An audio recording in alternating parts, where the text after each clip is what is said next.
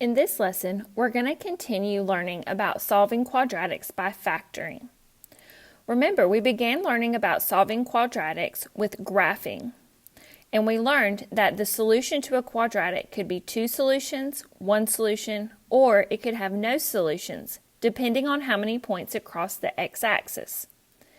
When we looked at solving by factoring yesterday, we factored by factoring out the GCF and then either using the difference of two squares or by factoring using a basic trinomial. Today, we're going to be factoring using the slip and slide method. We still need to make sure that we are factoring out our GCF first. Let's take a look at 4 examples. Example 1, 3x squared plus 9x minus 12 equals 0. First, we need to make sure it's set equal to 0, and this one is. Then, we need to check for a greatest common factor. This one has a greatest common factor of 3. So we're going to factor out of 3. Once we factor out of 3, we're left with x squared plus 3x minus 4 equals 0. What we have left in parentheses is a basic trinomial. So we're going to factor it as a basic trinomial. So when you start with a quadratic that looks like it might be the slip and slide method, make sure you factor out your GCF first. Because as you can see with this example, we won't have to use slip and slide. We can just factor a basic trinomial where we need two numbers that multiply to give me -4 and combine or add to give me 3. We're going to bring down our GCF and then set up our basic trinomial. Bring down your equals 0. Our first term in each binomial is x. Then my two numbers to multiply to get -4 and add to get 3 would be +4 and -1. Once it's factored completely, we're going to set up our work area so that we can set each factor equal to 0. This problem has 3 factors, so we need to divide it into 3 sections. And we set each of those equal to 0. So 3 equals 0, x plus 4 equals 0, and x minus 1 equals 0. Well, 3 equals 0 is not a true statement, so that would not be a solution. When we solve x plus 4, we subtract 4 from both sides, and we get that x equals -4, because 0 minus 4 is -4. So there's one solution. And then we solve x minus 1 by adding 1 to both sides, and we get x equals 1. So this quadratic has 2 solutions. And we would write our answer, x equals bracket -4, 1. So if we were to visualize what this parabola would look like, just a sketch without a calculator or without a graph, we know it's going to open upward because it's a positive a, and it's going to pass through our x-axis at -4, -1. Number 2, first we make sure that is set equal to 0, and this problem is. So then we check for a greatest common factor. Our greatest common factor for this example is 5, so we're going to factor out of 5. And once we factor out of 5, what we're left with is x squared minus 4x minus 12. And don't forget to bring down your equals 0. Once it's factored, I can see inside my parentheses, I can continue to factor it using a basic trinomial, which means I need two numbers that multiply to give me -12 and combine or add to give me -4. So in order to factor it, we need two numbers that multiply to give us -12 and combine to give us -4. We're going to make sure we bring down that GCF and go ahead and set up our trinomial equal to 0.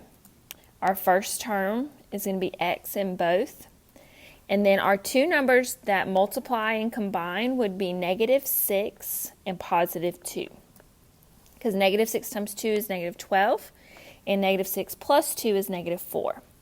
Now that it is factored completely, we can go ahead and divide it into the table and set all three of those factors equal to 0. So we have 5 equals 0, x minus 6 equals 0, and x plus 2 equals 0. And then we'll solve each one of those. So 5 equals 0 is not a true statement, so that would not be a solution. X minus 6, we would add 6 to both sides so that we find x equals 6 is a solution. And then x plus 2, we would subtract 2 from each side, and we find that x equals -2 is our other solution. So our two solutions would be x equals -2 and 6. Now for number 3, it's already set equal to 0 for us. Then I do not have a GCF. So we always want to check for a GCF, but I don't have one. So the next thing I want to do is determine how I'm going to factor it. And we would need to use the slip and slide because our leading coefficient is greater than 1. So to do the slip and slide method, we're going to slip the 2 down to the -5. And what that's going to do is going to make our trinomial x squared plus 3x minus 15. Sorry, that would be a minus 10 equals 0. Because when we slide that 2 down, we multiply it by the 5. And then now we have a basic trinomial that we can factor. So we set it up. And then we need two numbers that multiply to give us -10 and combine or add to give us 3. And those two numbers would be 5, a +5, and a -2. 5 times -2 is -10. 5 minus 2 is 3. Then we need to remember that once we slip the 2 down, then we have to slip the 2 underneath each factor. Now when we slip it underneath and we divide, if it doesn't divide evenly, we need to simplify and then push that denominator in front of our variable. So it would be 2x plus 5 times x minus 1 equals 0. Because here, -2 divided by 2 simplifies to the -1. Now that it's factored completely using the slip and slide method, we can divide our two factors into our table and set each factor equal to 0. So 2x plus 5 equals 0, x minus 1 equals 0. So we're going to subtract 5 from both sides, and we get 2x equals -5. And divide both sides by 2, you get x equals -5 over 2. Then on the right, we would add 1 to both sides to solve it, and we get that x equals 1. So our two factors are -5 halves and 1. So when we write that, x equals, and then our bracket, -5 over 2, comma 1.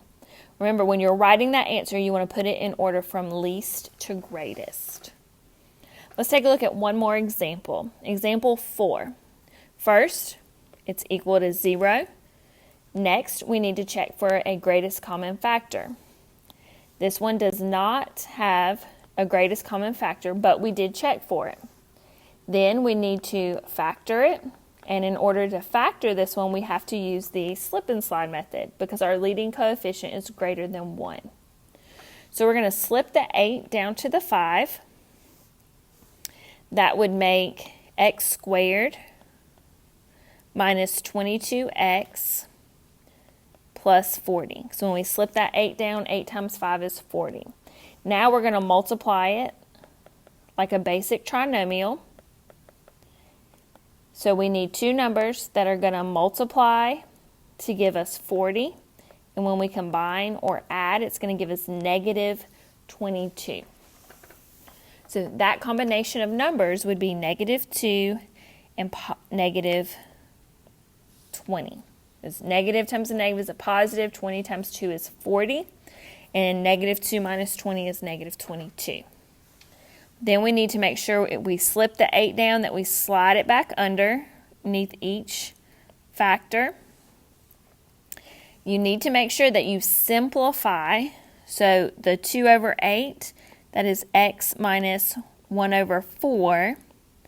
And then x minus 20 over 8 is going to simplify to 5 over 2. So you have to simplify before you can push that denominator in front of your variable. So completely factored, that would be 4x minus 1 times 2x minus 5 equals 0. Once it's completely factored, we're going to divide it and set each factor equal to 0. So 4x minus 1 equals 0, 2x minus 5 equals 0. Both of these are going to be two-step equations in order to solve for x. So starting on the left, we're going to add 1 to both sides, which gives us 4x equals 1. Divide both sides by 4, and we get x equals 1/4. On the right, we're going to start by adding 5 to both sides. So that's 2x equals 5. Divide both sides by 2, x equals 5 over 2. So then my solution would be x equals 1/4 and 5 over 2. Again, making sure that those solutions are in the brackets and are in order from least to greatest. Go ahead and highlight the rest of that page, so 1 through 4. Make sure that you're factoring out a greatest common factor first if there is one. On the next page, if you'll go ahead and highlight 5 through 14, remember you can get one solution, you can get two solutions inside your brackets, or you can get no solutions. The ones we look at today are all going to have at least one or two solutions, and it's okay for your solution to be a fraction.